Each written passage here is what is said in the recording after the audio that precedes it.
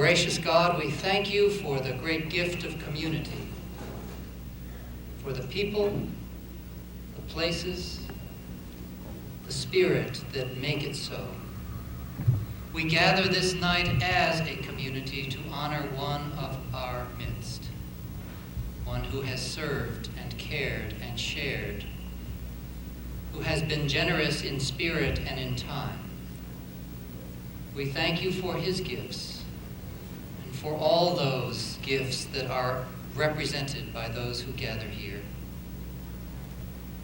May the spirit of care and concern that binds us in community be that which visits us this night, that we might laugh and celebrate and honor and give thanks and praise. We thank you as well, O God, for the food that is before us. Bless it to our use and us to your service. Amen.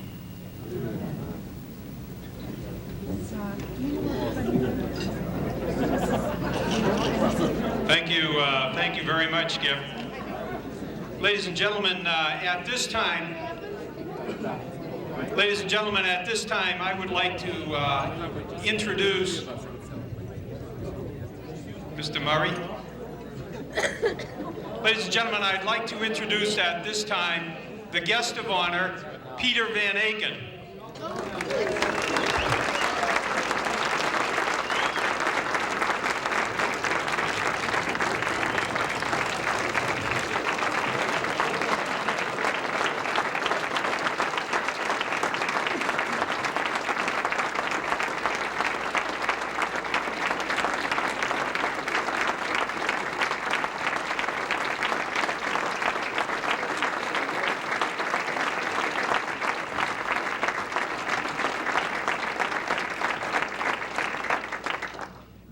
While I have your attention, let me introduce the rest of the Van Aken family who are all sitting down here at this table. First and most importantly, the one who's probably done most of the work for the town of Winchester, Carol Van Aken.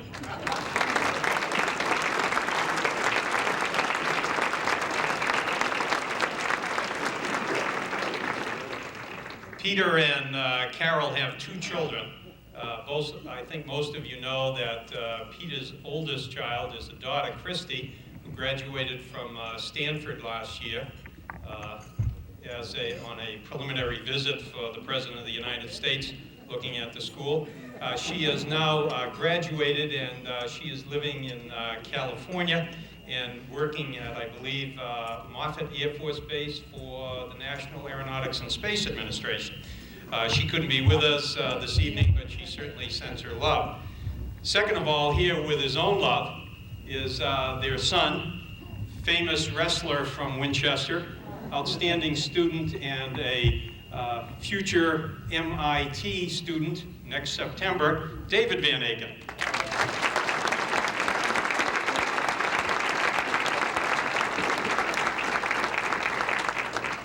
I talked to David earlier. He told me that the reason for the hat is that he's pledging for a fraternity over there early. The next is somebody who many of you may know, seeing her around Winchester over the last few years. She comes down to visit, particularly during the summer months, Marion Van Aken, who is Peter's mother.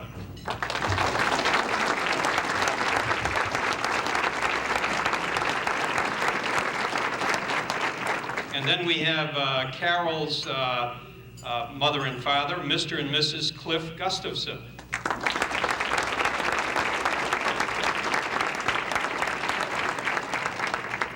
And last but by no means least, Elise O'Brien, Carol's sister.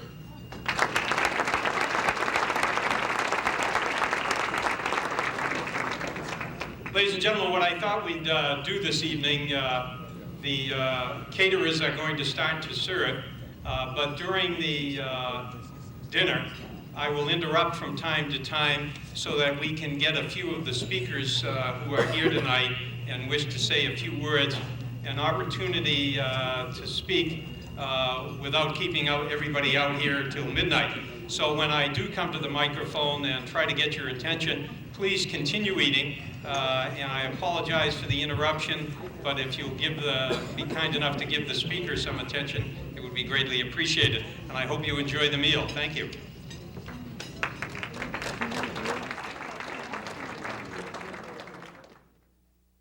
Ladies and gentlemen, our first speaker this evening is the chairman of the Winchester Board of Selectmen. I'd like to recognize at this time Mr. William O'Leary. Mr. O'Leary.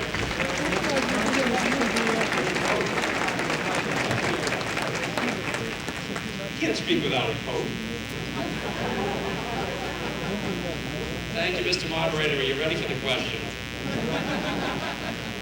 Good evening, ladies and gentlemen. Welcome to the Peter Van Aken Selectman of the Year celebration. He joins several prior selectmen who served the town, Harrison Chadwick, Whip Saltmarsh, John Sullivan, Harry Sheffalo, and Judy Luja as a selectman to be honored by the Chamber of Commerce. So that is quite an honor. I'd like you to give him a big round of applause.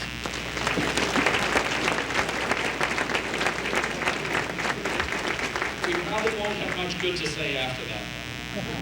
We've done an investigation in the state of Maine, and I have in my possession documents from the town of Dover, Foxcroft, Maine. In fact, they're from Barbara B.D. Moore, the town clerk of Dover, Foxcroft, Maine. Barbara took time out of her busy schedule, and anybody who knows anything knows the town clerk knows everything. And she faxed to my office today in Woburn several very important documents that I'd like to share with you tonight.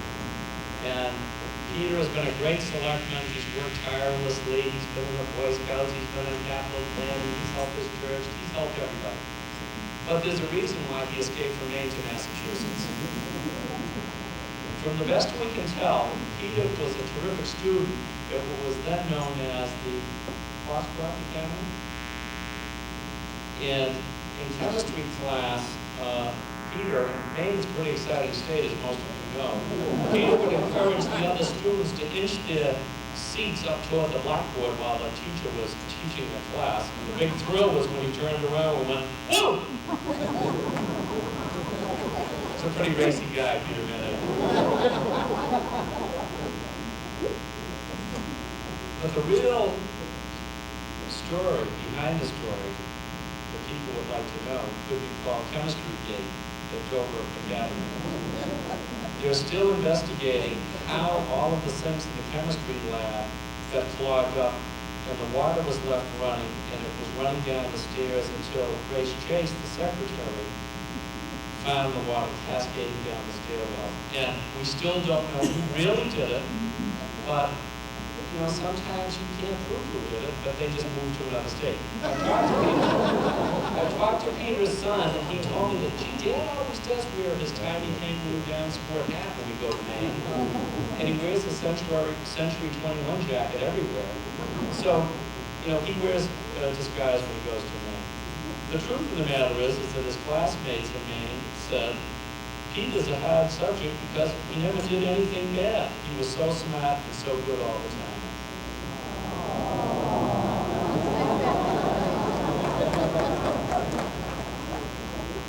Most of us in this room are high school graduates, and you're familiar with the high school yearbook format. Well, some of us aren't. I see that table behind the selectmen's table. Anybody who served with Pete on the Board of Selectmen knows he's not the best trust. It's just that simple. Carol Mullins. And she couldn't be here tonight because she's helping a family down in Rhode Island, and she sends her best regards to all of you. He wasn't the most popular, but even he is in this room, of course, but he wasn't in Dover Foxcroft. And it wasn't Dover Foxcroft, it was Dover Academy. And 75 years ago it had, guess what? A joining ceremony like Milan. And Dover and Foxcroft got married. And this is their 75th anniversary. So I think he sort of inherited his jumelage instincts. He wasn't the best looking. We haven't found a selectman that was yet. He wasn't the most likely to succeed. We all know who that was. It was Tom Schmidt. And we'd like to recognize his wife, Kate, who's here tonight for Tom.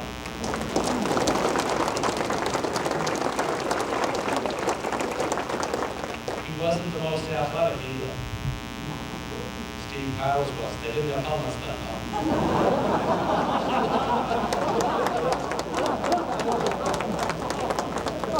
I don't think he was the shyest, but none of the selectmen are ever shy. The class clowns, we're gonna talk about that at next year's dinner.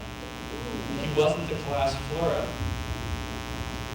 He wasn't the friendliest. Guess which one he was? I have the evidence right here. I have evidence.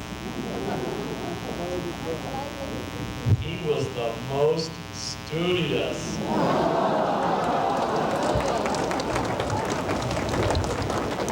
And anybody who's watched him as a selectman knows that we study everything. We have more study committees per capita for a town meeting than any town in the United States, with more PhDs than anywhere.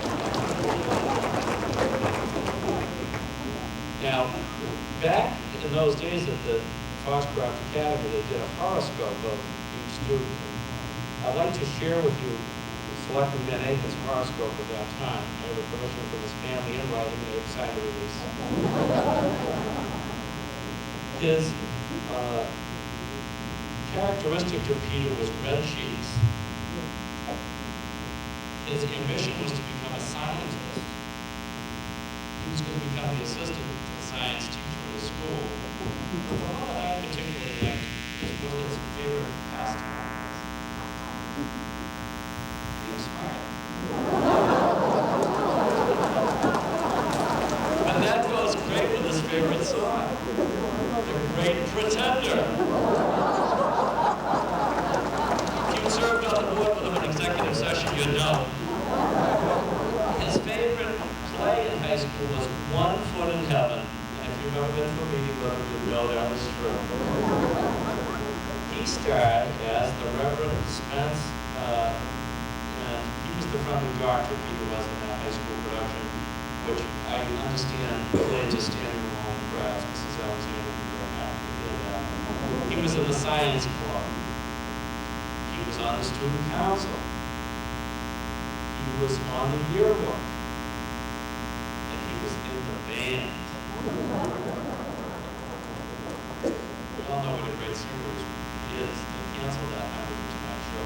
We can file a grievance about that after this meeting. So, the town clerk in Dover, Frostcroft, though, asked me to share one particular story with you. That she was a young freshman named Barbara, and Peter found a great delight in teasing and harassing her the whole year, even though he embarrassed her terribly by making her wear a sign around her neck during freshman initiation and writing endearing sentiments such as the beast or kiss me you fool. Way down deep, she was thrilled to be noticed by this high school and mighty senior. She never has forgotten her humiliation and will love to be on the fly on the wall tonight as Pete is getting his comeuppance. It's from the town clerk.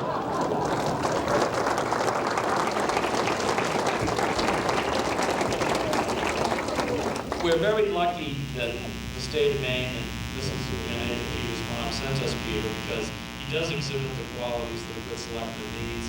He's hardworking, he's cheerful, he's cooperative, and he tries to get things done. And I've enjoyed serving on the board with him. And I was fortunate enough tonight before the dinner to receive a fax. We all know that Star Wars is in rage now, and I received a fax from Peter Van Aken, care of Labor or Esquire from Starbase One, also known as Tom Schmidt. Sorry to be missing you tonight. The business on the dark side requires my presence in a galaxy far, far away. I did hope to go on to acknowledge your assistance obtaining oil rights under the Loop. And also to let you know that the geological tests have come back positive, just as you suggested they would. It was also helpful that you arranged for others to front the deals so that our identity could remain, shall we say, obscure. The investors are particularly pleased with the assistance you arranged through the insurance broker on Main Street. It was indeed fortuitous that individuals could provide not only the anonymity we needed, but assistance obtaining needed state permits as well. We expect to erect a derrick behind the business within the next few weeks and begin drilling operations. Sorry, Chuck. And as you suggested, Jake has been immensely helpful with engineering work needed to reconstruct the tracks for the rail cars that will deliver it to the site. Eventually, we will reconstruct the photographic art museum that will be demolished thanks to the expeditious permitting process that you arranged. Contamination of the mill pond should be only minor. And we are most pleased that you were able to convince the law student at BC to perform the needed legal work.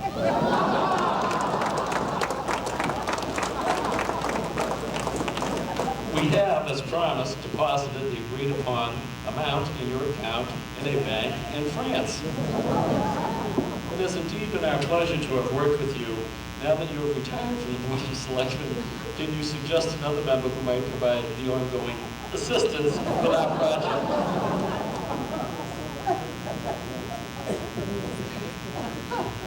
Best wishes, Peter. I am indeed sorry not to be there in person. Adding my voice to those who count on your manifold contributions to Winchester, it was an honor to serve with you. It gives me great pleasure to have considered you not only a valued colleague, but also a successful recruit. Congratulations, Peter.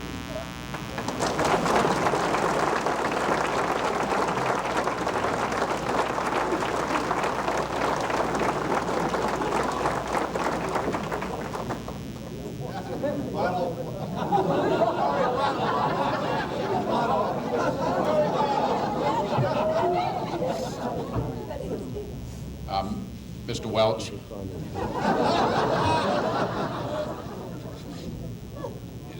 Is this actionable? I yield to the moderator. No, he hasn't passed the bar yet.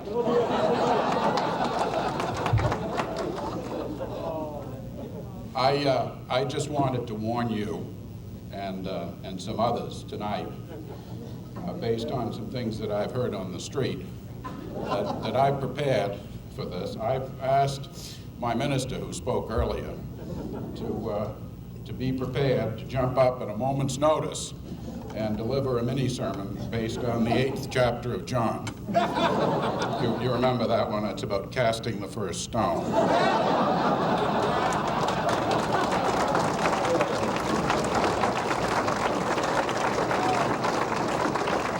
Ladies and gentlemen, as is traditional at these important occasions and fun occasions, the town of Winchester would like to issue Peter Van Aken an official citation. The entire membership extends its very best wishes and expresses the hope for future good fortune and continued success in all endeavors. Be it hereby known to all that the Board of Selectmen of the town of Winchester hereby offers its sincerest congratulations to Peter Van Aken in recognition of being voted the 1997 Citizen of the Year, given this 14th day of May, 1997, in Winchester, Massachusetts.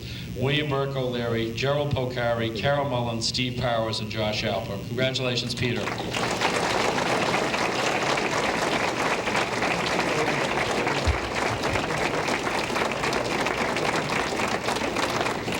And the Board of Selectmen would like to thank some special people before the rest of the program tonight. Joe Murphy, Patty Mon, Chad Mara, Joanne Abdella, and Megan Knight, the town manager and the selectmen staff, because without them, we wouldn't have a great Board of Selectmen. Thank you to all of them. Ladies and gentlemen, Bill O'Leary.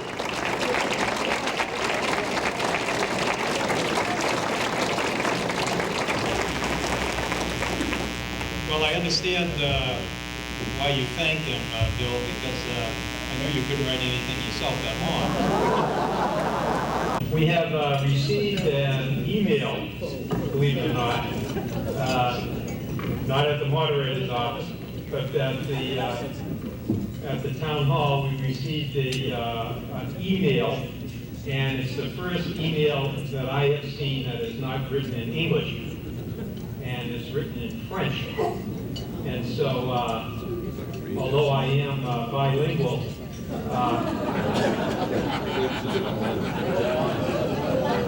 my my second language does not happen to be French. And I'd like to ask, I looked around and I figured if there was one person who should know how to speak French, it should be Judy Nugent, because if she can't, this is one of the biggest deceptions. And so with that, Madame, Judy Nugent, former member of the Board of Selectmen and former honoree for this group.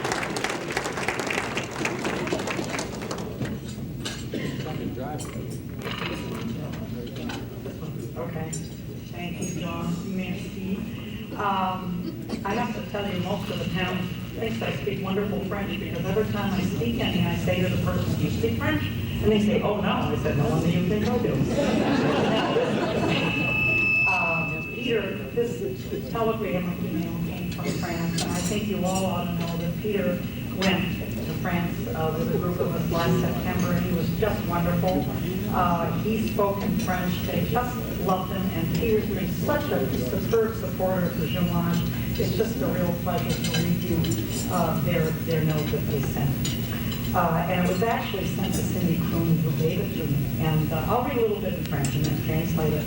Cher Cindy et Pierre, je voudrais parler avec vous à l'ordre de l'accident.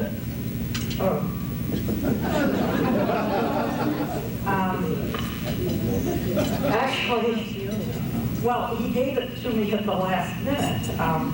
What this is really about is the car accident in Saint-Germain. It seems Paul Kelly and Kathy Bodie are claiming you were driving. I guess we can discuss it. Oh, it's the second page. Cindy, you never should have. I'm sorry. Pierre, merci bien pour les nouvelles magnifiques. Vous êtes le selected man. Nous envoyons à vous notre vœu très affectueuse. Thank you, Cindy, for this great news. We send Peter our love and best congratulations and best wishes. We'll go over the other one.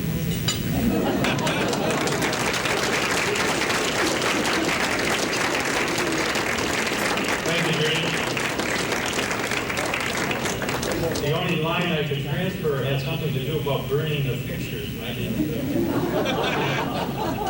Ladies and gentlemen, may I introduce at this time a former chairman of the Winchester Board of Selectmen and a dedicated public servant to the town of Winchester, Alan McDonald, and a good friend of mine.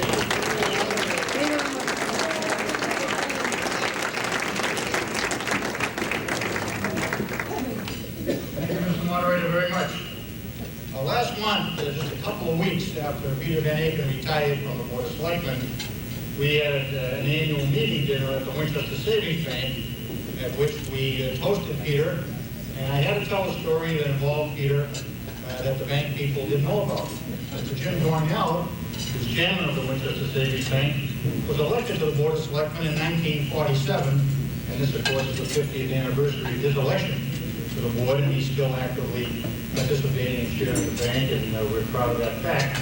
And we were hosting him on his 50th anniversary, and he told us, and let me repeat what we heard, that when he was elected selectman, he was given 3 envelopes by the then chairman of the board, Mr. Phil Wadsworth, that I know Harry Shuffle and Board Randall and a number of people will remember, but Jim Dornell said, these envelopes I'm going to now pass on to you, Peter. I've been watching you as a young man coming on. You did a beautiful job with the Capital Planning Committee. I'm thrilled that you've been elected to the Board of Selectmen. And I have some advice that stood me in good stead during my time on the Board of Selectmen. And it's time, true, tested advice, and I hope you'll be able to use it.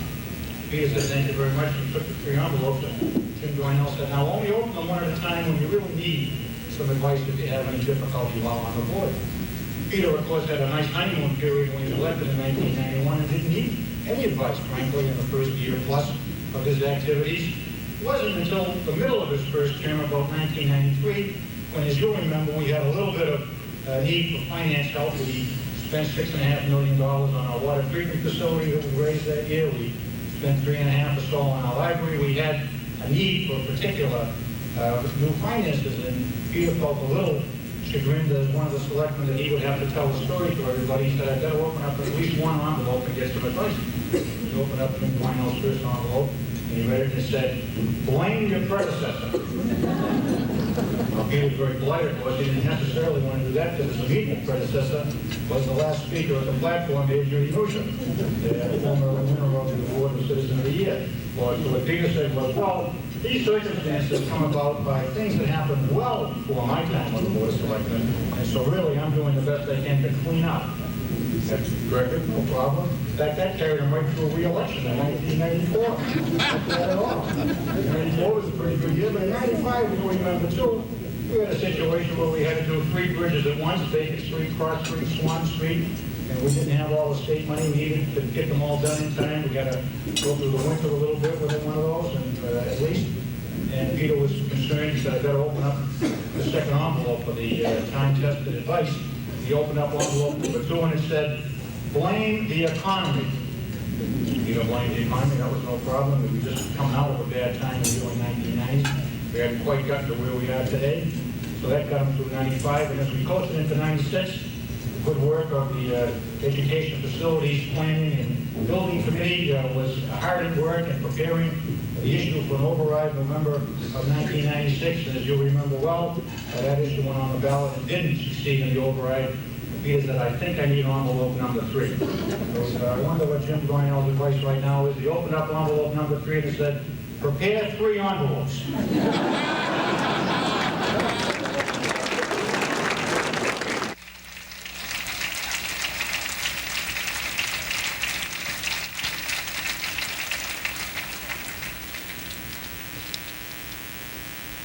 Ladies and gentlemen, at this time I'd like to introduce some of the past recipients, some of whom are here tonight. In 1980, we had the late Harrison Chadwick, and in 1981, we had the then Representative Sherman Saltmarsh, and he is not here this evening, if you didn't notice, because if he was, we would have started the program 10 minutes earlier to give him an opportunity for his opening remarks. But he gave us a call. He is still in Boston, not expected to make it. He's meeting with the Lieutenant Governor this evening. As you know, Whip is the chairman of the Massachusetts Aeronautics Commission, and something has come up. 1982, we had Robert Nickerson. 1983, not here, but wishing to be here, is Dr. Gus Kaufman. I ask you to remember him in your prayers. He's in the hospital. He's doing well, I understand, and recovered. In 1984, we had Robert Redford. 1985, Clarence Borgard. And in 1987, in 1986, 1986 was Jake Chacha. Yeah.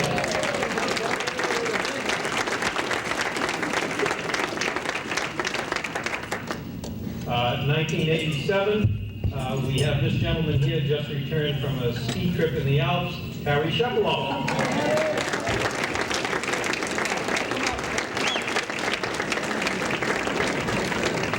1988, our good friend, Dr. Lenore Rich. 1989, and I believe he's here, although it is late in the evening. Oh, Dr. McLean.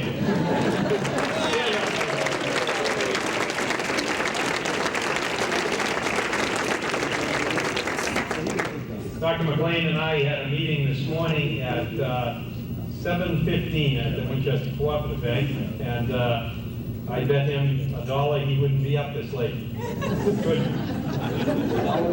1990, Paul Mahoney.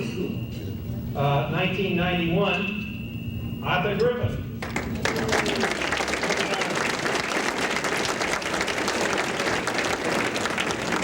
I thought maybe you'd be overeating at your own building. And 1992, Judy Nugent.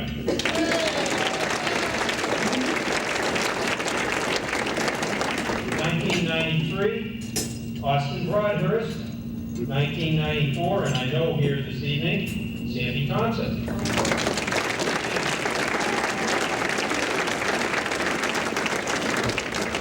1995, guy who's chipped in and offered to pay the bar bill after, Justin McGee.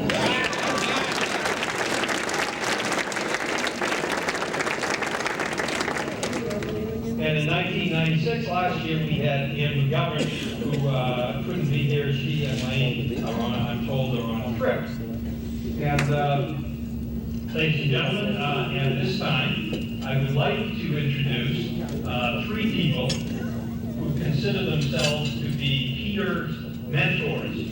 And they are Jerry Falcari. He's the one with the gray hair. Oh, no, he's the, Jerry Falcari, Justin McGee, and Howard Babcock.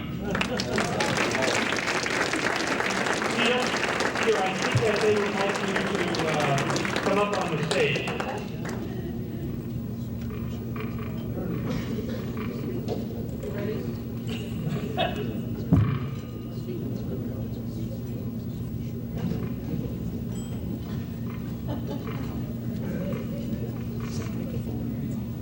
Good evening. All Citizen of the Year nominees have role models or mentors who have made a tremendous impact on their life and success. Peter T. Van Aken is no exception. Contrary to his mild-mannered appearance and demeanor, take off those glasses, trim the beard, add a little hair, and we have what Peter really aspires to be. Superman!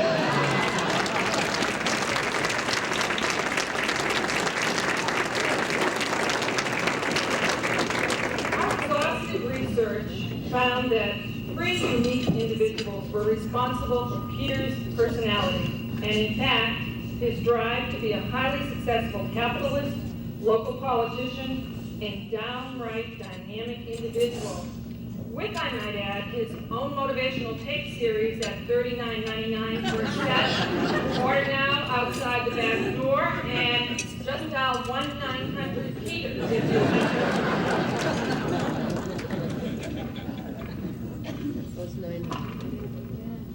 Now for his first mentor. When it came to running campaigns, Peter always chose the best. When the going got tough, the tough got going. When the battle was at its worst and blood and guts were everywhere, Peter called on the general. Get on your feet! Hobbit, I am the general!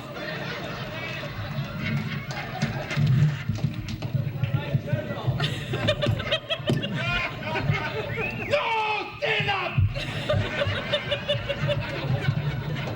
So you want to be a selectman? You scum-sucking, mean-mugging piece of crap! You are disgusting!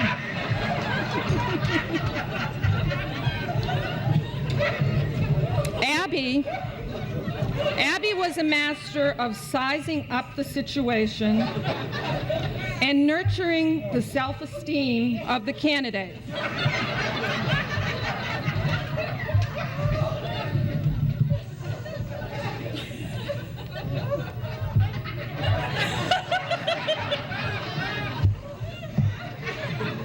You're old! You're overweight! You're balding! You got a beard and you're boring!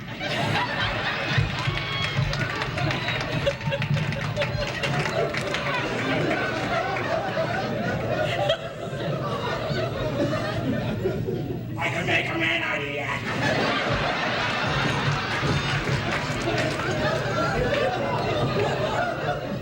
What would I need for my new carcass? Who do you think got up that tank on here? So, do you think Peter learned anything from the general? Well, he got reelected, didn't he? Peter's kind and gentle demeanor had the respect of everyone.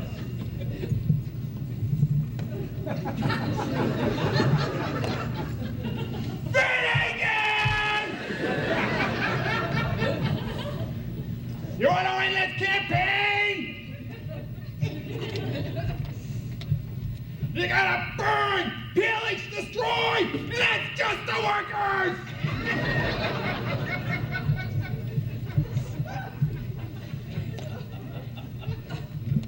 I want to see blood! I want to see guts! I want to see loyalty! And if we don't come back, if we don't win, may nobody come back alive!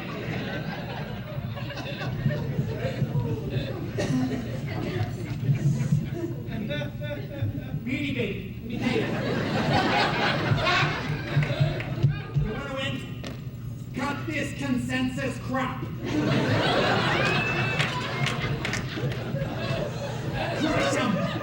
Beanie Baby, give me a big kiss.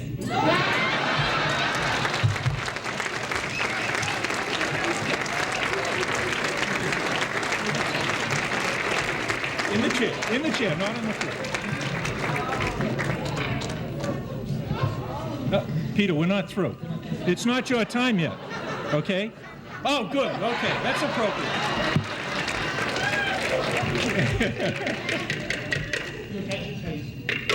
Now, as we all know, Peter isn't just involved in politics. Oh, no. He has a lot of other interests as well. During the course of Peter's spiritual journey, he gained wisdom and enlightenment from the pastor of the Congregational Church, also known as Reverend Super Skip.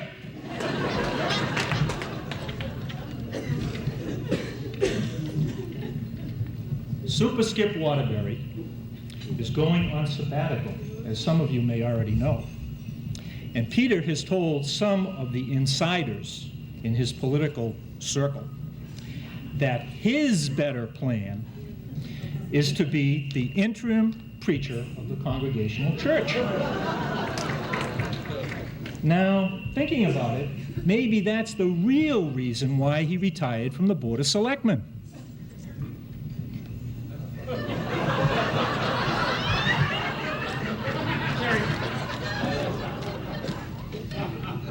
One day, Skip gave Peter a life-changing directive, one that would override all others. Deacon Peter, my son, whereas and wherefore, you must leave all that thou hast, thy free Monday evenings, thy family, thy friends, and most importantly, thy silent telephone. And when thou hast accomplished this, thou shalt go forth and run for the Board of Selectmen, whereupon thou shalt make weekly proclamations to the faithful of Winchester.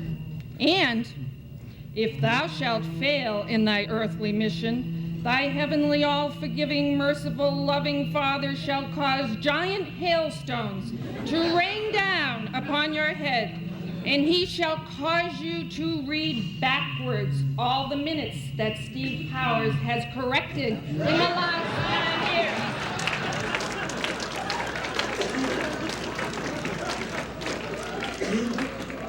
And finally, my son, as a final consolation, thou shalt be visited by the plague of all plagues, perpetual election to the Board of Selectmen for the rest of thy natural life, and thus saith the Lord. What inspiration. Amen.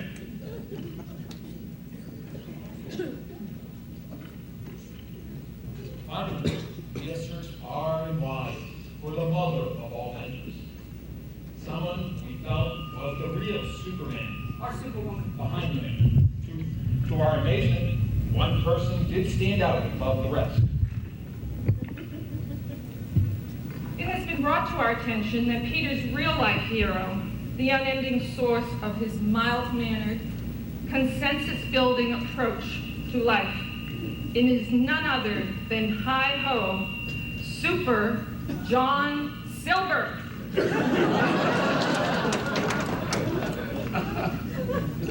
I am Dr. John Silver. And you are not Mr. Van Aken. Wow, Peter is so lucky. He must have learned a lot from the king of the mentors. Yes.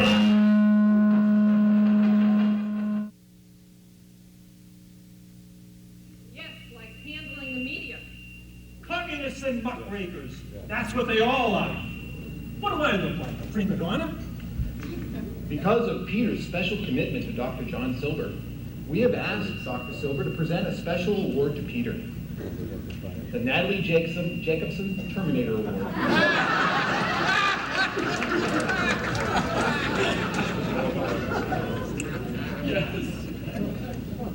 You know, Van Aken, this award is only slightly used. I've only impaled myself on it once. Van Aken, open your ears and take my advice. Keep this baby handy. You know, you think that Winchester's a friendly place with a friendly press. Well, take it from me. Local TV commentators like Iden and McDonald and Rogers, they're all good. They're all animals. Finally, I suggest that you drop that night course in Spanish and take my new exercise video. I drop kick your friends through the goalpost. And so, Peter Van Aken, in the words of the great contemporary prophet Tina Turner,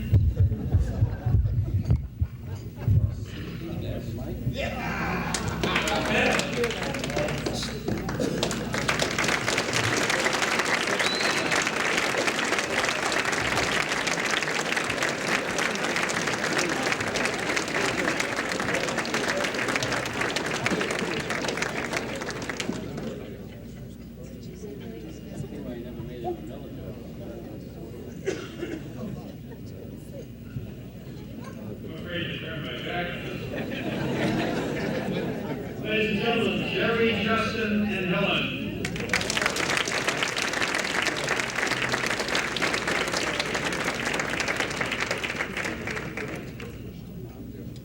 Ladies and gentlemen, at this time I'd like to present to you the Senator, Charles Shannon.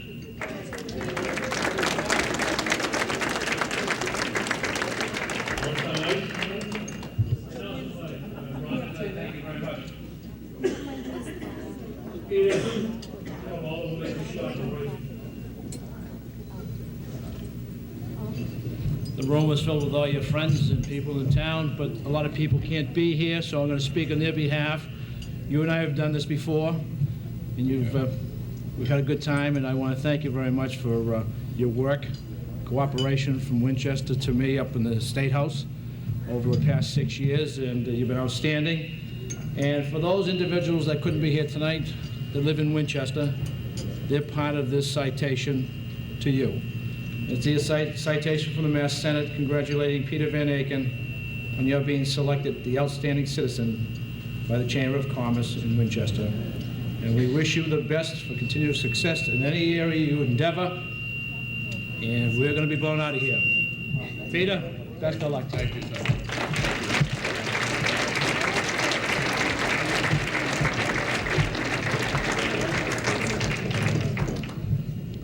you, sir. Thank you very much, Senator. Appreciate it. Do we have, was there one from the State House here? Oh, he's got one. Yeah. He's Xerox Charlie's.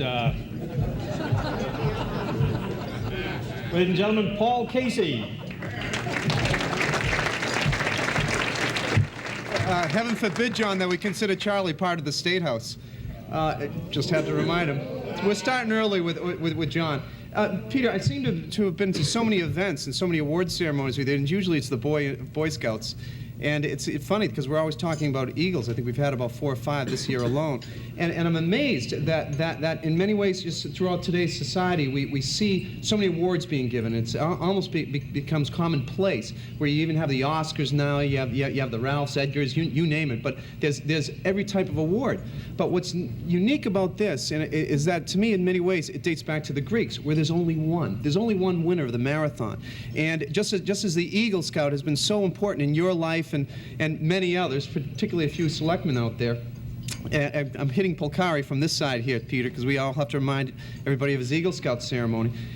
But most importantly, Peter, this award is given by your peers for not just your virtue, but virtuosity. And what's fantastic about it is just there's only one. And so, Peter, with that, I'd like to congratulate you, because you were mentioning earlier on with the swords and all that, and I can only think of the Highlander, there shall only be one. And Peter, you're that one. And with that, we'd like to congratulate you, and be it hereby known to all that the Massachusetts House of Representatives offers its sincerest congratulations to you, Peter, in recognition of your outstanding contributions to the town of Winchester through your diligent work for the Boy Scouts and Cub Scouts, Capital Planning Board, Toxic Waste Committee, Housing Partnership Board, Town Meeting, and throughout your 6 years of service as a selectman, which has rightly earned you the title of Citizen of the Year. So congratulations, Peter, and thank you.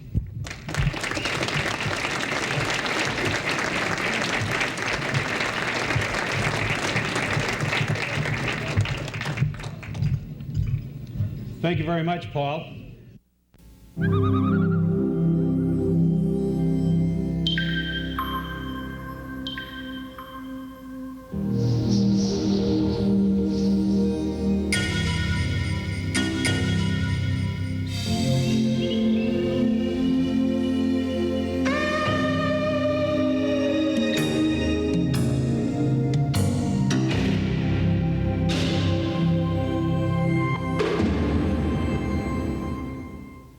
Ladies and gentlemen, as you know, we've heard a lot this evening about Peter's service really to the government side of Winchester.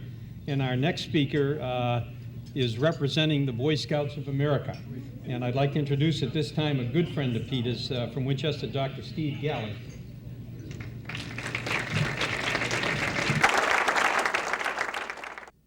Say something funny at the beginning, say something funny at the end, and make sure there isn't too much between the beginning and the end. And that was the first thing, and that was the second, and I'm almost done. Now, the troupe has decided to give Peter a kind of award tonight, and I think it's in this bag. You've seen this sort of bag near the transfer station, I think. And actually, since I've talked to the selectmen, and they all say that the idea of raising the cost of the sticker was entirely Peter's idea. And since that time, we've not gone to the transfer station, so our entire basement is full of these bags. And I just hope that this is the one that has Peter's gift. We shall see. So, has anybody else who is planning to speak tonight prepared a poem for Peter? So it's the only one. So I've prepared the best poem. And I thought, taking McGee's advice, it should be a short poem, so it's a limerick. And you know, the Scout Troop almost annually goes to Nantucket. And that has been used in limericks before, but it doesn't rhyme with Van Aken. So I needed to do something else. And I decided to think about what sort of things we could cover in this poem. And there are really 3 ways you learn about somebody in Scouts. And one has already been mentioned by Skip Waterbury.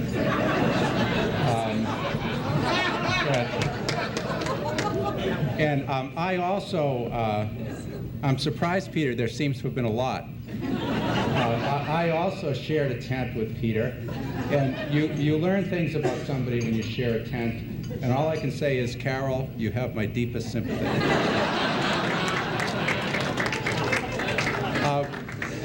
And there's a second way you can learn about somebody in scouting, and that's by working with them, and it's already been mentioned. Peter is an Eagle Scout. We are very pleased that David recently followed him in this distinction. And I'm being serious now. Peter exemplifies the Scout motto and slogan, be prepared, do a good turn daily. He exemplifies the Scout law, trustworthy, loyal, helpful, friendly, courteous, kind, obedient, cheerful, thrifty, brave, clean, and reverent. It doesn't say anything about dry, and I'll get to that in a minute.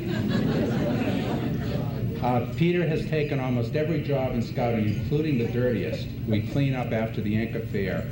And Peter is often there picking up the coins, picking up the papers. And there's a final way we learn about the adult leaders in Scouting, and that's by listening to the Scouts. We often say on the trips that we would have a great time on these trips if it wasn't for all these kids. And the kids are very interesting. When they join the troop, they think when they go into a tent, you can't hear what they're saying. If you actually wander around at night in the campsite, you can learn some interesting things. Not all of these that you want to know, but some very interesting things. And I learned that there was great respect for Peter, but there was one activity that the boys passed on from one generation to another that should be avoided at all costs for Peter Van Aken. And I'll give you 3 hints about that activity. One of them is Peter's size, which I think we can call substantial. The other is his name. I had a recent visitor from Holland, and I said, what does Van Aken mean anyway? And they said, oh, that's a very interesting name. Van, of course, is from, and it could mean from Aachen, a town in Germany very close to the border. But it has another meaning, and Aachen is the plural for a kind of riverboat, so it could mean from the riverboats. And that's the second hint. And then the third hint is an incident. We take a canoe trip every spring, and I was coming around the bend on the river, and I heard a noise. It sounded like a very big splash. And as I rounded the bend, it was Peter Van Aken, waist deep, in a very dignified way, pouring the water out of his hat, and the canoe had gone over. And his story was that he was explaining to the scout in the bow that if you get a certain amount of weight, a certain distance from the midline of the canoe was going to go over. The scout learned this lesson, but did we ever recover that block? I don't know. It's very important to come back to the same number you started with. So now you're ready for Peter's poem. From being Cub Master to Inca Fair Raken, there's almost no scout job Peter's not taken. But though he's got their high regard, all of our scouts will try hard to avoid canoeing with Mr. Van Aken.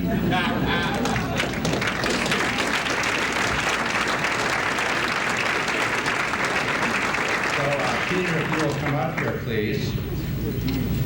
We have a little gift. It's the tradition in the troop to give these gifts to somebody who's retiring from a job. But in Peter's case, we hope he's not retiring and that he will wear this in good health. I wanted to give him something that would make him look at least as funny as his son tonight.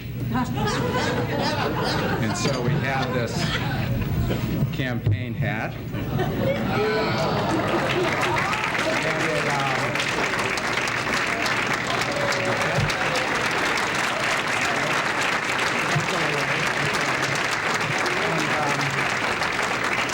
When I told the people at the Scout store who it was for, they recommended this. This is a waterproof hat protector. Here you go. And there's one final thing. It's been mentioned that Peter's strong suit is not his singing, and we have a tradition in the troop to start every campfire with a certain song. So Mr. Looney, John Looney, please come up. And Josh Alper has joined in this. Josh? You can't hide at the selectmen's table. Where's Josh? And Roger Marion has joined in. Roger. And we wouldn't blow a whistle when it was time for the campfire. We would start singing this song, and there are 10 verses to the song. But we'll just sing 2. And Peter, as the person of the evening, you have the microphone. 2 verses, Peter. Lord have mercy on our staff. This is always an effective way to call the scouts to eat, because they know that by eating they will shut us off. And they try to do this very quickly, as you will see. We wanted to make sure there was one thing worse than the poem in the presentation. It's going away. From this valley they say you are going. We will miss your bright eyes and sweet smile. For they say you are taking the sunshine that brightens our pathway a while. Come and sit by my side if you love me. Do not hasten to bid me adieu. That's French. But remember the Red River Valley and the girl who has loved you so true.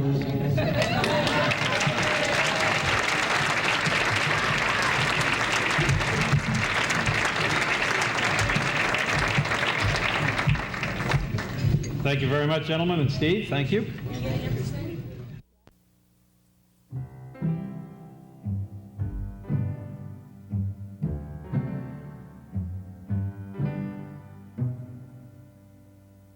To be a mentor, you don't have to have all the answers. Interesting. You hungry? Yeah. You just have to be yourself, which, by the way, is pretty good. Do good. Mentor a child. Call 1-877-BE-A-MENTOR.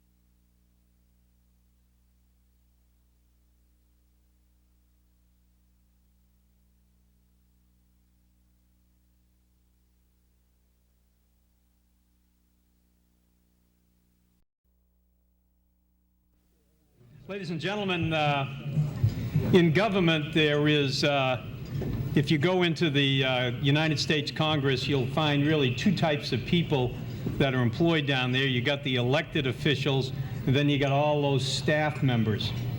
And the same thing is true in Winchester. You've got the selectmen, the elected officials, and you got all the staff. And if you go into the State House, it's the same thing. And the expression is, they call that staff the B team. And in Winchester, the B team is the town manager, the town manager's staff, the town clerk and her staff, and it's the B team. And what it means is they're going to be there when you arrive, and they're going to be there when you leave. And when you leave, they can say what they want about you. Chad Mora, town manager.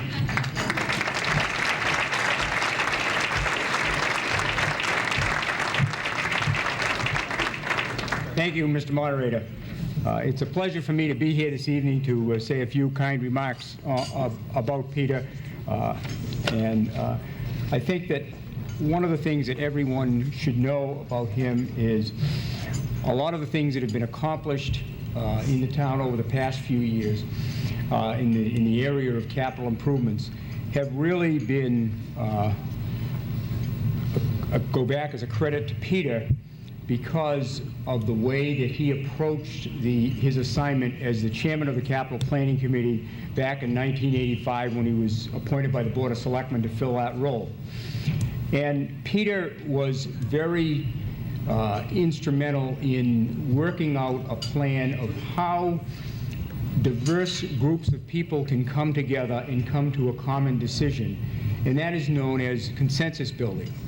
And the whole capital planning process is a model that I think should be followed by other agencies in the town, because they work to a common solution without a lot of rancor, without a lot of unnecessary bitter debate. They just discuss the issues and finally make appropriate decisions. I think it's appropriate that people know that in Peter's tenure on the Capital Planning Committee and until very recently, all of the recommendations that have ultimately gone before town meeting were done by consensus, and a vote was never taken. And that is very unusual, and people say, how do you do that? And you do that because the person that's leading the group listens to what everybody has to say, and then the committee will decide. Now, one of the points that I want to make is that Peter came on in the Capital Planning Committee about the same time that I became the town manager. And when I came in this evening, I read the program, and in the bottom of the program on the second page, Peter has given the comment. He said, "I would note that Chad Mora and I started on the committee at the same time. And if I do say so myself, I think I've done a reasonably good job at training him." Now, I think that it's important also to note that Peter just did not learn the art of consensus building by himself. He had a lot of help and a lot of advice. And I have here some letters that were sent to me, and actually they have been sent to Peter over his long career, and they have always been geared towards the art of consensus building and how you do this. Now, we've already heard this evening a brief mention of Peter's association with Dr. John Silber. Peter was his aide when Dr. John Silber initially went to BU. And shortly after John Silber came, Peter left to go to Brandeis. But when Peter was leaving, John Silber wrote him a letter and gave him some advice. But to put John Silber in perspective, I think that we have seen recently in the paper about John Silber's letter that he wrote to the children down in Plymouth, calling their attitude that the education should be fun, a play school, and so forth. And I think that John Silber's attitude towards public education is that we have to put all of the children in the Commonwealth in mental straitjackets. But I would point out that John Silber had written to Peter, and John Silber is known as the Tsar of consensus building. And John Silber gave Peter two good pieces of advice for consensus building. And the first one is never listen to anyone. And the second one is always let the public know how smart you are. Now we have another letter here from a distinguished citizen of Winchester, Mary Pronsky. And Mary Pronsky's word of advice was, be concerned. Another letter we have here from Mark Lombardi, and Mark Lombardi just simply says, I agree with John Silber. Mary Pronsky writes back, but John Silber doesn't even live in Winchester. Peggy Schleicher, everyone knows Peggy Schleicher, says, remember the North End. John Sullivan says, start every meeting with a prayer. Ed O'Connell, the school committee, says, keep everything on schedule. Whip Saltmarsh says, think Republican. Paul Casey says, think Democrat. Charlie Shannon says, it's better to switch than to fight.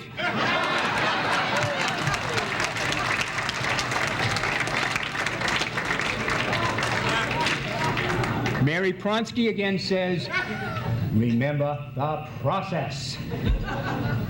Sandy Rogers of the Design Beautification Committee says, when in doubt, plant a tree. And finally, the most important, the next to last, the most important advice comes from Wade Welsh. It doesn't have to be legal as long as you have 3 votes.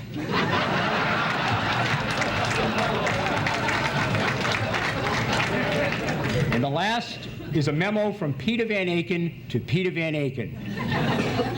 And it simply says, be yourself. Thank you.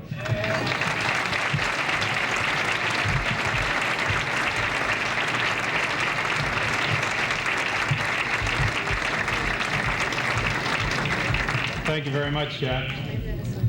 Ladies and gentlemen, usually I've done this a couple of years now, and for some reason, when I come here, I really don't know what people are going to say. This is exactly like town meeting, it's live. And, but usually early on, I tell everybody that I take no responsibility for anything that happens, and my only regret this evening is that I didn't make that announcement before Jerry, Justin, and Helen. But with that in mind, the next group, if you will, is known to me only by the name the committee. And that's all I know about it and all the liability that I accept. Ladies and gentlemen, may I introduce at this time the committee.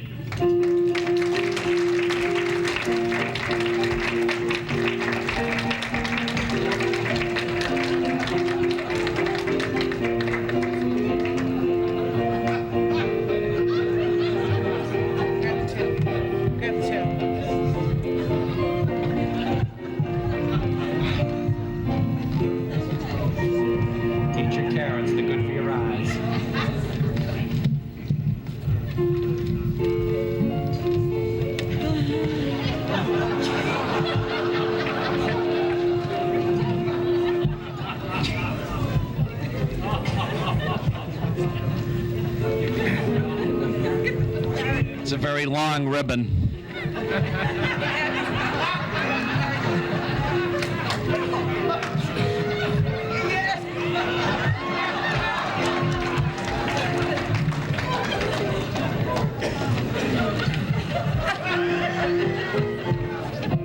Here comes Peter, selected man, serving the town as no other can, cheerfully pushing obstacles out of his way. He commands respect wherever he goes. For leadership, he has a nose. Peter Van Aken is our selected man. Born in the middle of central Maine, 41 was the year of his birth. In academe, he excelled by using his brain. With his dad, he learned to love the earth. School saw him often styled most regal. He graduated with honors grand. debating in drama club. I scout with the Eagle. He even played clarinet in the band. And Peter selected man, serving the town as no other can, cheerfully pushing obstacles out of his way. He commands respect wherever he goes. For leadership he has a nose. Peter Van Eyck is our selected man. So he came to Winchester, Mass, and he's really been a pain, excuse me, with free time back in the Ocean Point, Maine, where his garden there is truly first class, having earned a well-deserved fame. Years before coming into the public eye, he worked with purpose and affability, pushing us all to do better than try to provide decent homes of affordability. Here comes Peter, selected man, serving the town as no other can, cheerfully pushing obstacles out of his way. He commands respect wherever he goes. For leadership he has a nose. Peter Van Eyck is our selected man.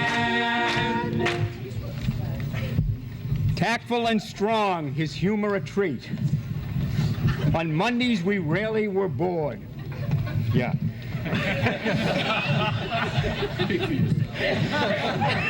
He's accomplishing much from the chairman's seat, not concerned with whose ox he gored.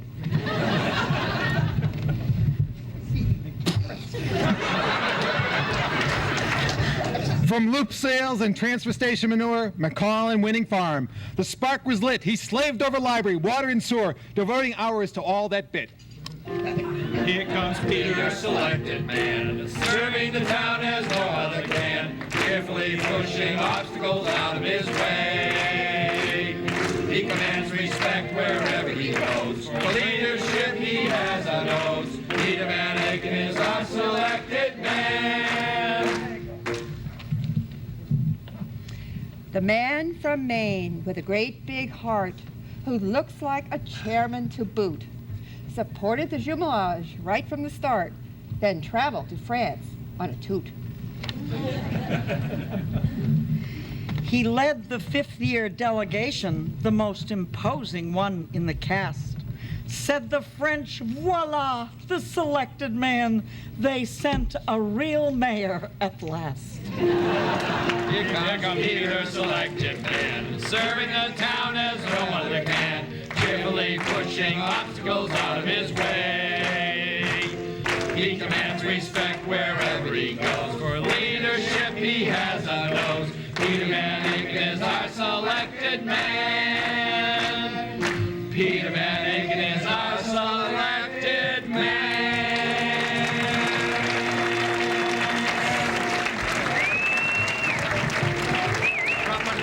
Carrots on the chair.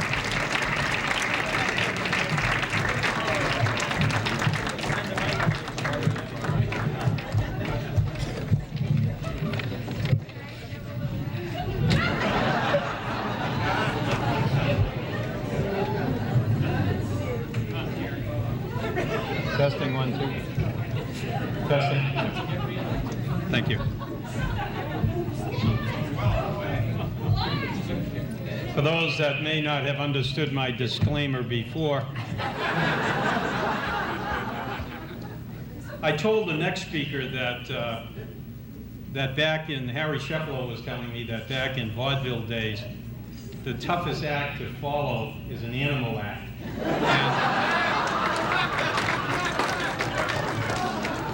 And it's just the luck of the draw, David. The next speaker, speaking on behalf of Carol and the family, is none other than David Van Eyck.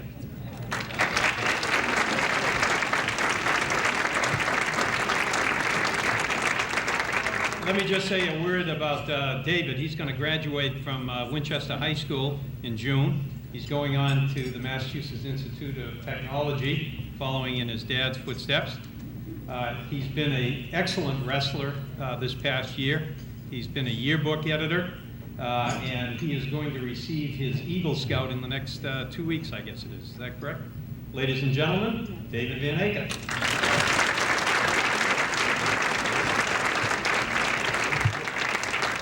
Well, we surely wouldn't miss an opportunity to speak about my father. In keeping with family tradition, I will keep my remarks short. Now, our family has a history of writing incredibly bad poetry, and my mother and I put this piece together. The subject is my dad's very early history, and some of which you may know. I should also warn you that we don't pay attention to rhyme or meter, so saying. There once was a young man from Dover who searched the whole wide world over to find him a place with wit, charm, and grace, a place full of broad fields of clover. He left down Maine and went to MIT, an astrophysicist he wanted to be, but when he got there, found none could compare with finance at Tech, that's a science degree. As luck would have it, or just Peter's fate, Tech paired him with a southern roommate who spoke with a drawl. You can still hear y'all. They're still friends, and they're always still late.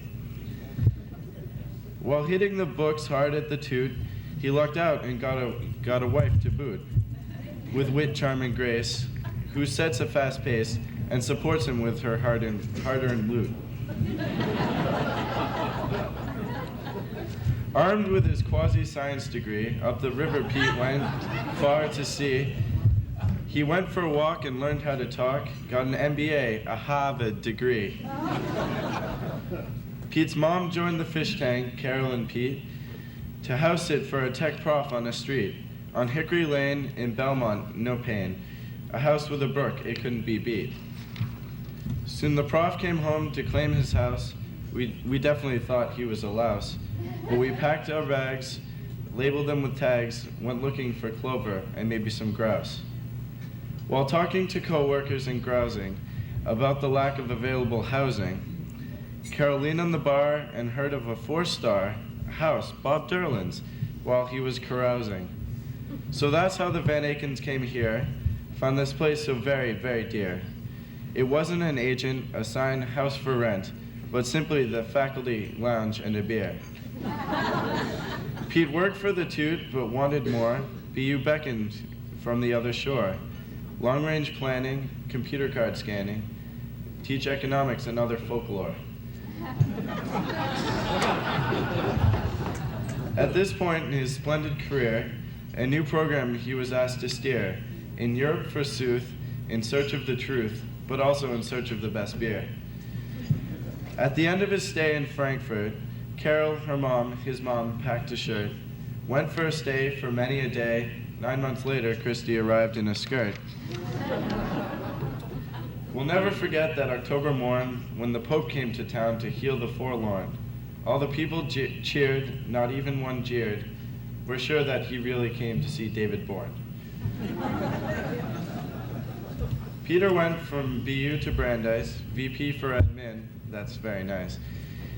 Boston to Waltham, you can take the tram, daycare for kids, and not a bad price. The trips with a kid every morning were often filled with non-book learning. Peter was tasked when the kid asked, "Why is it colder at the top of the mountain than it is on the bottom, when the top is close to the sun?" I know, that was non-rhyme. I'll try that next time.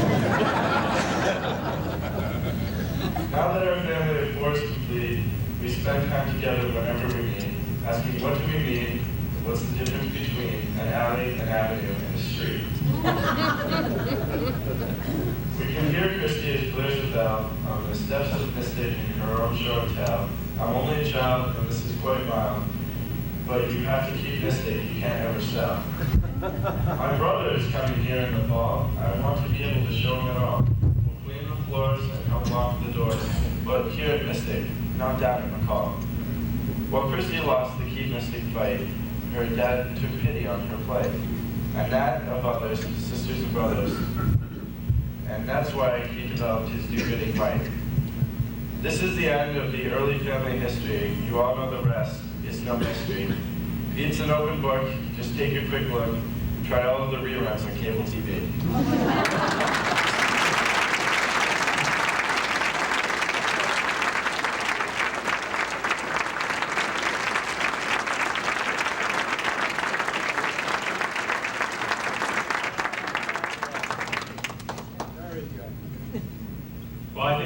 greatest tribute tonight.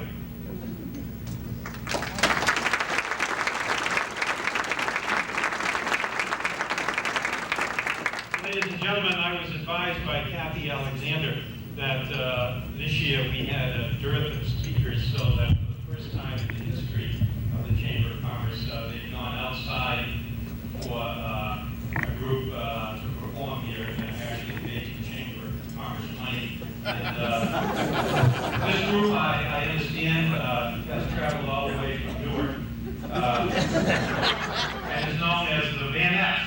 The Vanettes.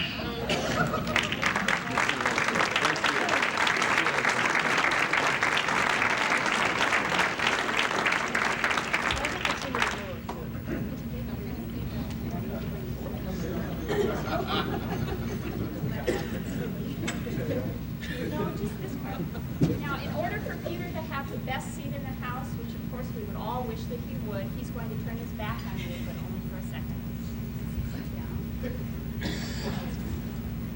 Each of the 8 women before you has a special relationship with Peter Van Aken, of which he is aware. Ladies and gentlemen, the Vanettes.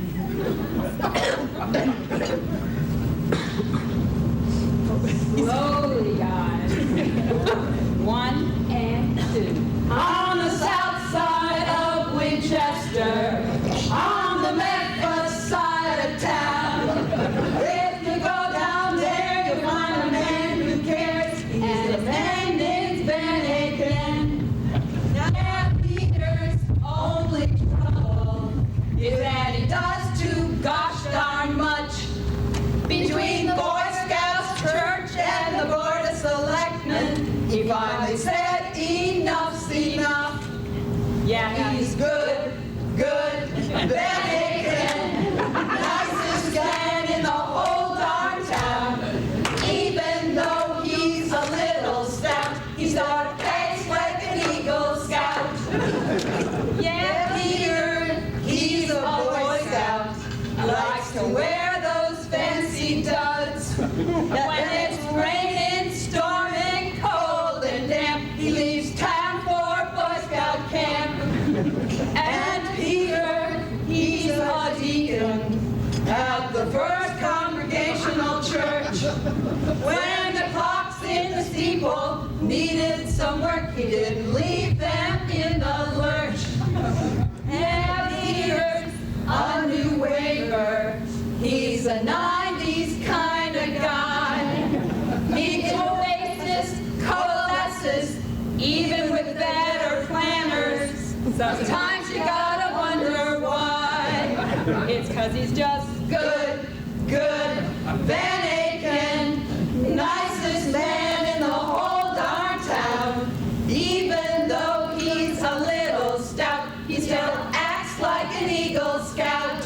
Now that Lincoln School's a landmark on a hill that would entice. She's a Beaux-Arts gem built in 1900, but oh, that site looked nice.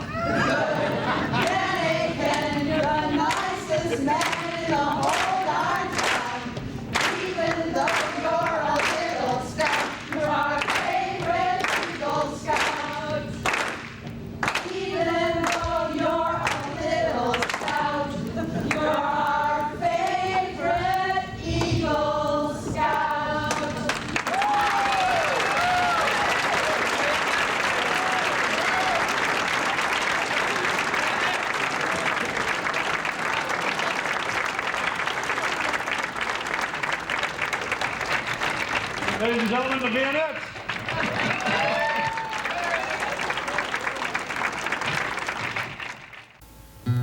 In America, you are not required to offer food to the hungry or shelter to the homeless.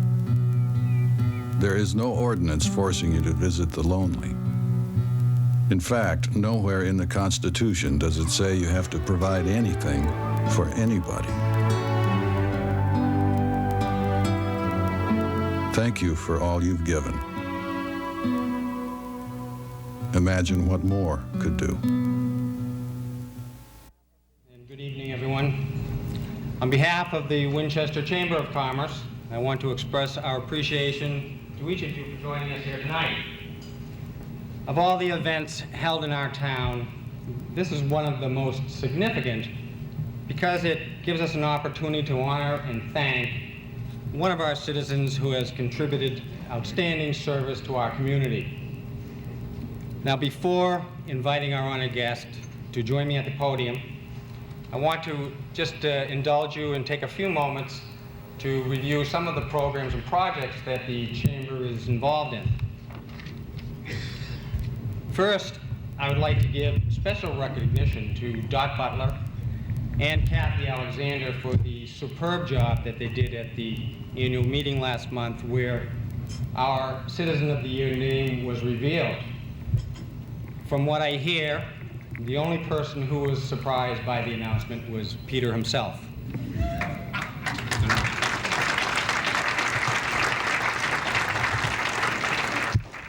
The Winchester Chamber, as you know, is a business organization. And while we are concerned with issues that affect the vitality of the business community, we recognize that the health of the entire community has an impact on business. It's good business to be good corporate citizens. This is why we continue our commitment to the parking garage project. This has been one of our top priorities for the past several years, and we continue to work with the town, our legislators, and the MBTA to make sure that this dream becomes a reality.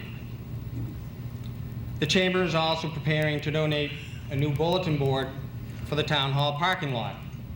It will be a new design and will be placed, hopefully, in such a manner to make it more visible when driving by. The members of the Winchester Chamber actively seek to contribute to the community. You can count on us to take on projects and programs that enhance the quality of life for all of us. But of all the Chamber activities, none is more important or enjoyable than sponsoring the annual Outstanding Citizen of the Year Award.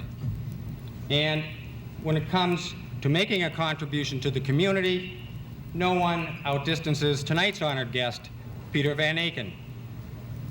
It isn't necessary for me to tell you what Peter means to Winchester. Everyone who has been here before you this evening has done an excellent job at doing that.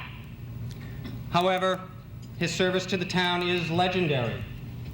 The Capital Planning Committee from 1985 to 1991, the Board of Selectmen from 1991 to 1997, the Toxic Waste Study Committee in 1992, the Mystic School Reuse Neighborhood Advisory Committee in 1983.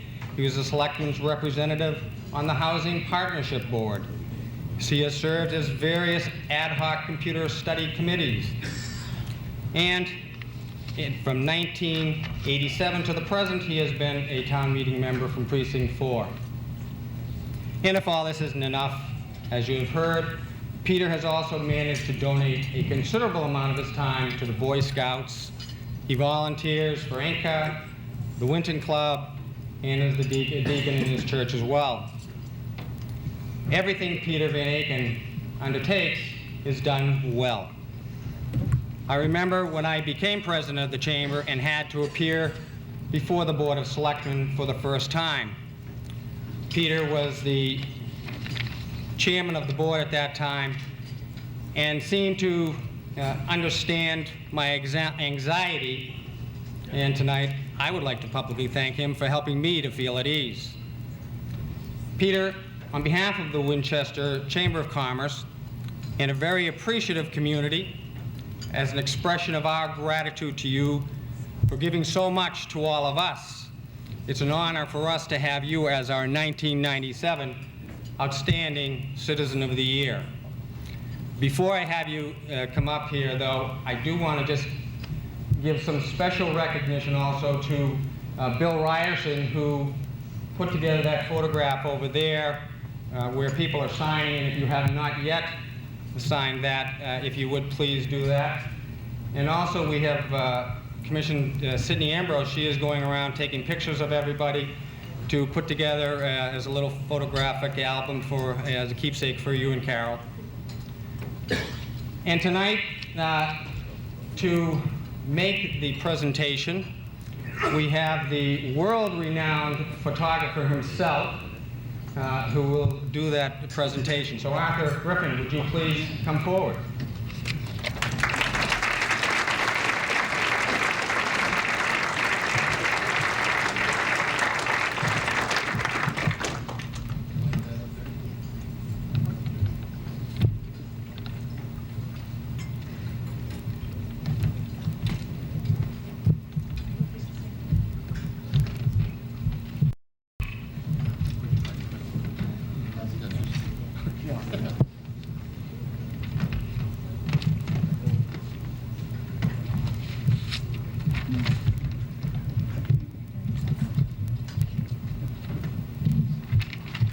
Ladies and gentlemen, this is not a song. It is not a dance.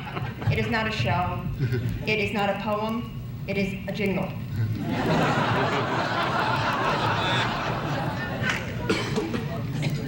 Who's been the caring mentor for the Griffin Center through all our growing pains?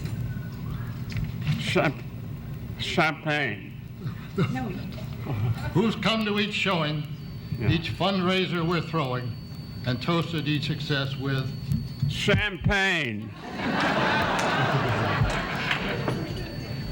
Whose leadership so fair, just as straight as his hair, honest opinions, clear decisions, straight talk. Who's fought for our lease and pleaded with the geese to stop doing on our front walk. Who's never held a grudge, who will make a great judge in the coming Boy Scouts photo shoot.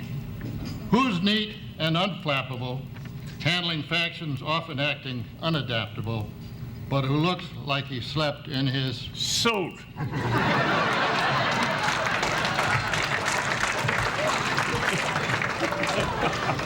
Who's farewelling town hall, sweet memories and all.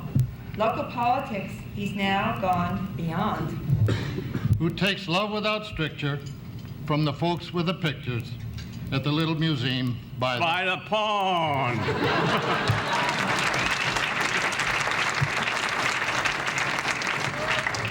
The one. The only. The only. The original.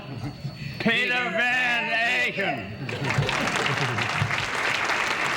That was also unrehearsed.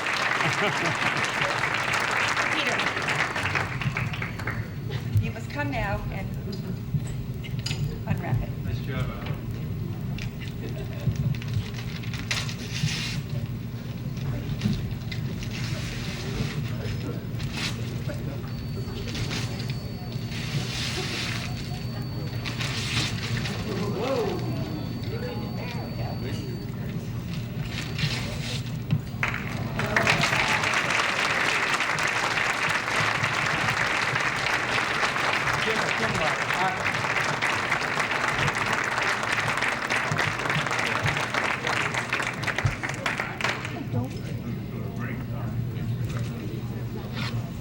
I spent a lot of happy and productive hours. Thank you so much.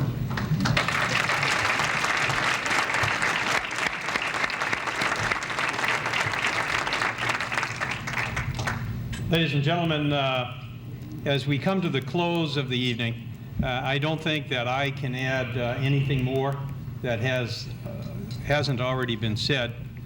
I think if I was to summarize the remarks of all the friends and neighbors, and family, I would say here, ladies and gentlemen, is a quality person who understands the meaning of service. Peter Van Aken.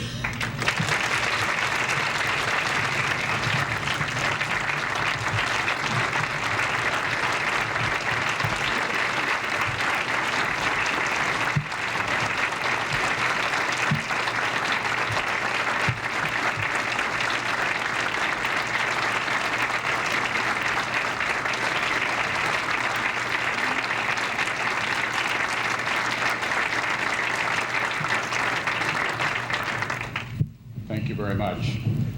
It is a real pleasure to be here with friends and family tonight, although I have to say that a little bit of these friends and family go a long way.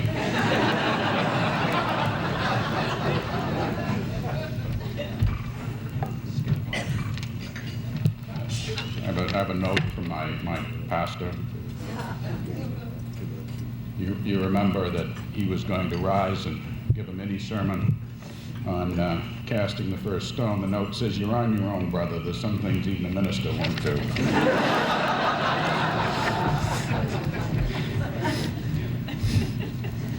Actually, I've been asked and have accepted being a deacon at the church.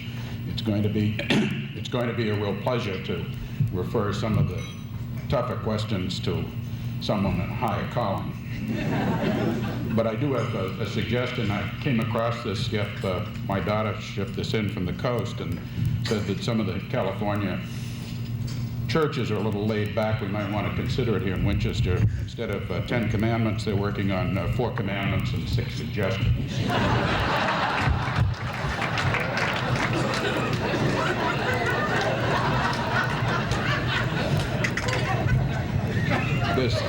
There's so many meaty targets out here tonight. I just don't know where to start. Senator Shannon, I appreciate your being here. You've given the word bipartisan a new meaning.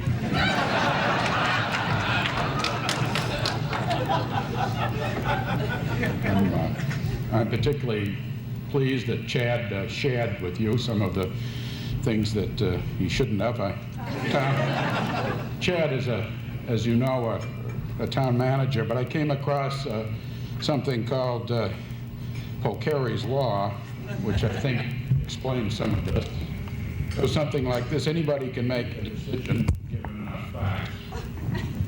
A good town manager can make a decision without enough facts.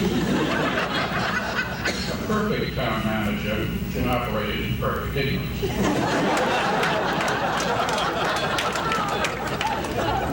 I was worried about leaving the board when I found that there were going to be 4 lawyers on the board.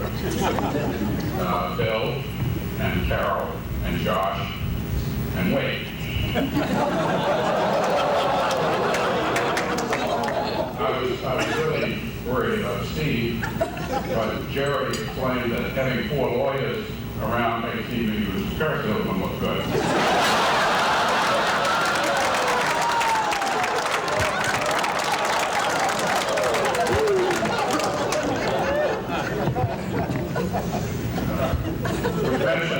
I mentioned my daughter. I'm very proud of her. She's actually doing psychological research out at NASA. This is for real. They're studying communications under stressful conditions.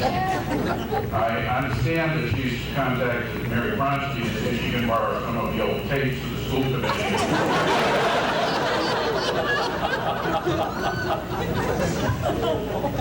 Actually, I learned a lot when I was a selectman. I think one of the most meaningful experiences was the evening that we went to Wade's dad's wake. The 5 selectmen piled into one car with me at the wheel, and we all agreed where we were going. We all knew exactly how to get there. There were 5 different routes. The important lesson was that I had the wheel. I appreciate the call last week on how to balance the budget. I'm sorry you forgot how to do it, but I think if you call Bobby, he'll take care of it. Don D'Agostino, I do have some good news. I did check with Chief McNutt, and he tells me it's possible that you can get a bolt cutter attachment for the Jaws of Life. And it probably will reach all the way up to the second floor of Town Hall. I went by Town Hall last week and I asked him if the material he had given it to me. And I finally got it. It was sort of like I was pushing a button that wasn't connected to anything. I complained about this to Carolyn Ward. She took me down to the basement and unlocked one of her hundreds of little rooms that she has down there. And inside it turns out there's a set of wires coming down from the second floor, each one labeled with the selectman's name. It's all connected to a box that says town manager, except mine, I've been disconnected. It's fine. But I didn't want to share one thing with Steve because I opened the box up to look inside, and I noticed your connection to town manager was intermittent. Gotta check that, maybe corrosion.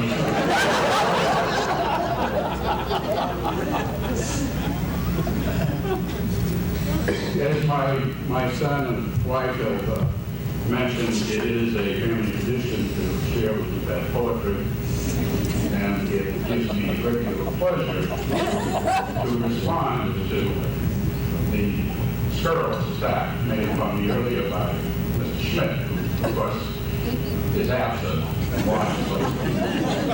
And I wanted to tell you that I am fully prepared to transmit this message back to Scarface One tonight after we leave. But it does give a little history that I would like to share with you about a decision process that I was involved in about 6 years ago. Once upon a Monday dreary, after watching Schmidt, O'Leary, and the others quaint and curious, future hearing, and one more, while I nodded, nearly snoring, as their rhetoric was soaring, as each person was ignoring all the others on the floor, 'tis the selectman I observed, bolted to the chamber floor, 'tis Chairman Powers, nothing more. Distinctly, I remember, it was in a cold December that I thought to be a member sitting on that chamber floor. Eagerly I sought the test, vowed to give the job my best, but who selectman ever rest? Best I found out what's in store. Tell me of the hours needed, hours on the chamber floor. Will I be there evermore? So I sought advice and counsel from those sitting on this council. Tell me of the hours needed, hours on and off the floor. Curiosity grew stronger, hesitating then no longer. Tom, said I, or Judy, truly, your wise counsel I implore. Tell me, Tom, of hours needed, hours on and off the floor. 10 hours a week, nothing more. Tom Schmidt lied. He told me after, amid gales of evil laughter, you will burn in the hereafter, later he would give me reward. But I was not then believing, and knew not he was deceiving. 'Twas a scheme for his achieving my election to the floor. In his sleep I probed his answer, just the facts and nothing more. Only 10 hours, are you sure? So to end my speculation, I sought Judy's estimation of hours of deliberation expended on and off the floor, but my question was in vain. Because in French he did proclaim, Vive la France et Saint-Germain! So my query did ignore. So I left a call for Powers. Tell me truly, I implore. But did he call back? Nevermore. So the moral of this story, should you seek such fun and glory, take a careful inventory of the spare hours you have for sure. Then find a former politician who will answer sans omission of time spent in his position as a Paul in days of yore. If he answers as did my friend, Just 10 hours, nothing more. Turn and run straight out the door.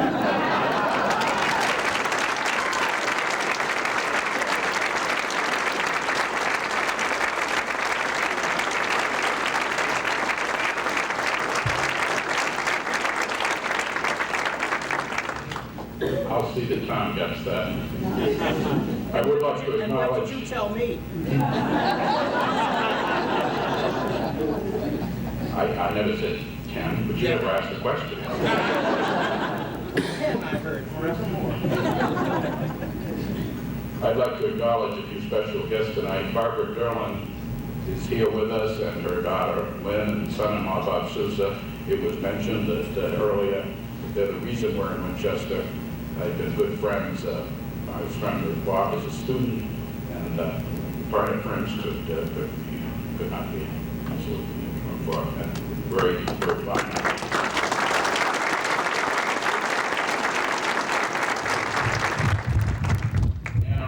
Price is here this evening.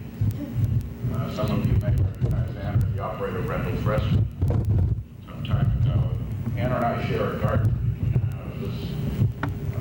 We never worried about where the property line is, whose plants or who's in this beautiful joint garden, which I think goes to show that you can't get a lot done if you don't spend a lot of energy worrying about who's going to get the credit.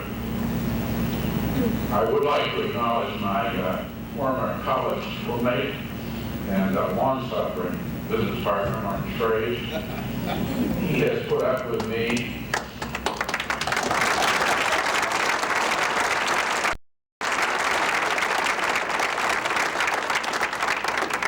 He and I arrived at MIT at the same time. He came from Gainesville, Georgia.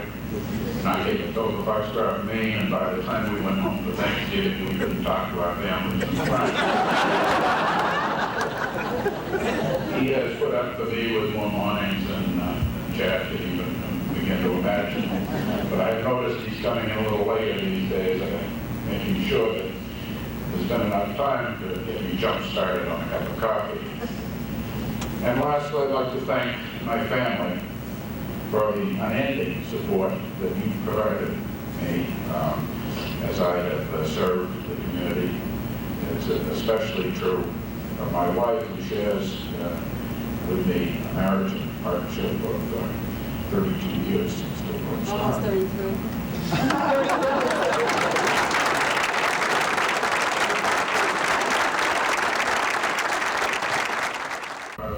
Founder and first president of the local Kiwanis Club in Dover.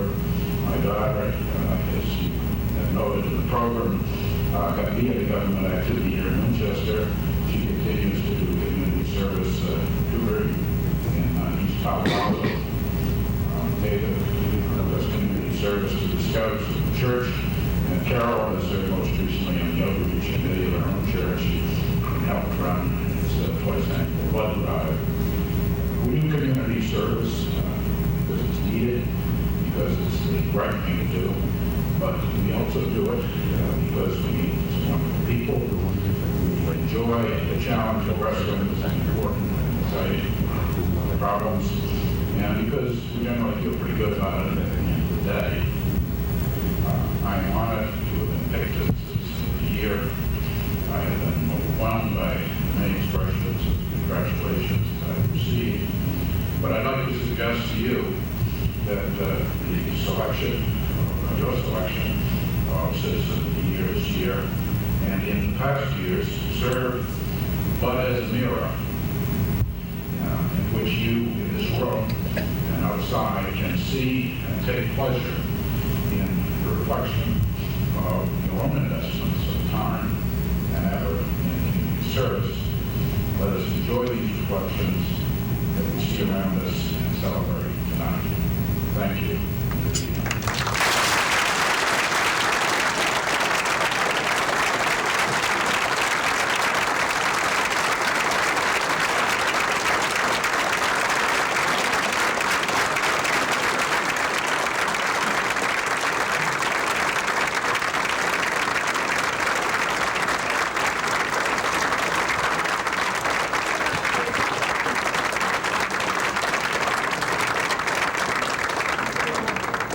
Ladies and gentlemen, that concludes our program. I'm sure you enjoyed celebrating this evening with Peter and his family.